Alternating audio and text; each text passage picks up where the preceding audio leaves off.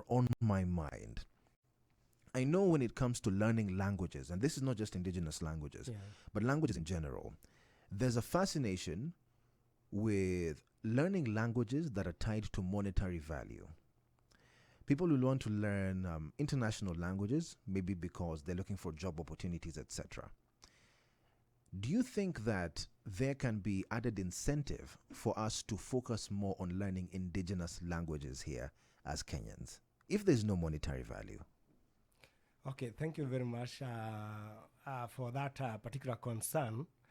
You realize that this is a bladder that was made right at independence, because it was seen that the language of advancement, the language of development is English. And therefore, right from when you look at the first commission, the Ominde commission, it really shunned the use of mother tongues. The only one lesson was given per week just for storytelling. But like oral literature. Yeah, and then with time, the students were immersed in English. So they came out speaking very refined English, very nice accents and all that. But as time went by, people started realizing there is something they were losing. So there has been out of brainwashing that if somebody wants to advance, one has to really master English and not the other languages.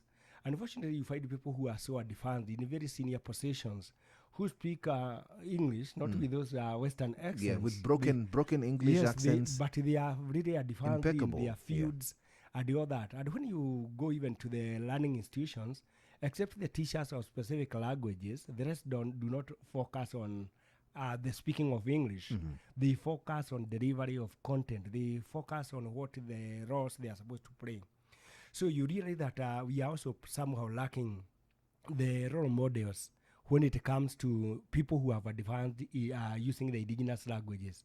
With the many vernacular stations across, I think much is not being done to ensure that those who are working in those stations, those who have really advanced in those stations, are going to schools to mentor students. I like to that. let them know that even with your mother tongue, you can advance, you can become a reporter, you can become a newscaster, you can become this or the other thing.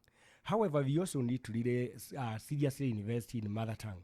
There is, I tend to think that the investment is limited.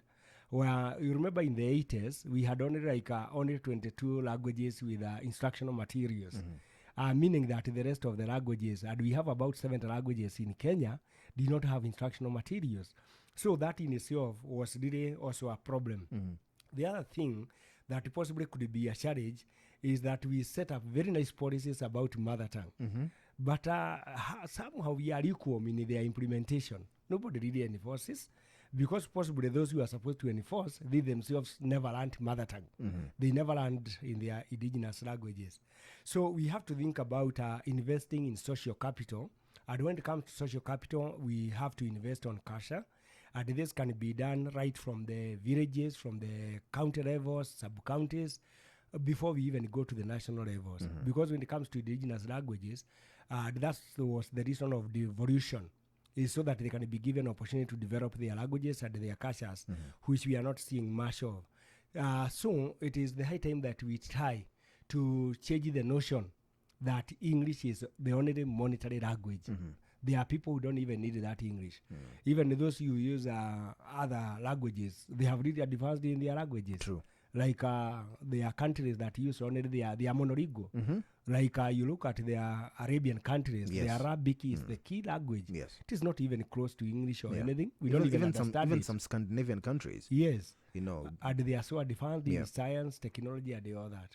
And the opposite is true. For us, we value English, but we are still becoming backward and backward every other day. English inaitwa lugha ya pesa.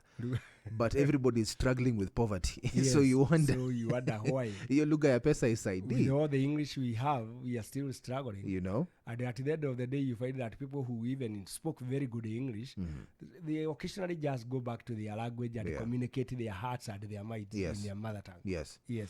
There's something you're telling me off air that was very fascinating. You were telling me that you also have some background when it comes to Sheng. Please give us a little bit of that information. Yeah, interestingly, I'm not a Sheng speaker, but I did some research on the role of Sheng in development of other languages. The one thing I would want to really clarify here is that Sheng is not a language. It is just a corruption of the existing languages. And unfortunately, a language normally have it is stabilized at some points, and it only grows. But Sheng changes with the time, and therefore you find that though it is really infiltrating in the languages, it really cannot stand the test of time, because the concepts and the various vocabulary being used at any given time may not be relevant when it comes to a next generation. And therefore you find it's becoming really a challenge. A student comes to you, you have been teaching them in English, and then they speak to you in Sheng. And then you ask them, can you speak in English? They start off, and then they can't complete even a sentence in English. The same with the Kiswahili. So the students are lacking confidence in English and Kiswahili because of the influence of Sheng. So while Sheng is a good way of communicating among the urban youths and those interested in it, it doesn't serve a formal communication, formal transaction. And therefore, we also need to rethink because, like I've said, the problem is it is not stable. It is not stable. It's just, it keeps changing at the so it's fast. amorphous. Yeah, very amorphous. So we really need to think about that. And there is an article that one can read that I wrote about. If one searches on Wanjohi Githinji online, you'll find that kind of information. Yeah. You've also worked on policy when it comes to language. What should policy makers know or have firsthand when it comes to ensuring that mother language or mother tongue gets to thrive? What should policymakers, have as their focus? Because you've mentioned even the Ominde start of independence, and what that did. How can policymakers reverse some of these things? Yeah, thank you very much. The Ominde Commission actually did not give priority to languages, especially indigenous languages, and focused more on education in English. However, later in 1976, there was the Gashade policy, the Gashade report, out of a commission to look on the objectives and policies of education. And the Gashade report really emphasized on the need of use of mother tongue in the early years of education. And that implied from pre-primary school to standard 3. And this was implemented with a bit of some passion.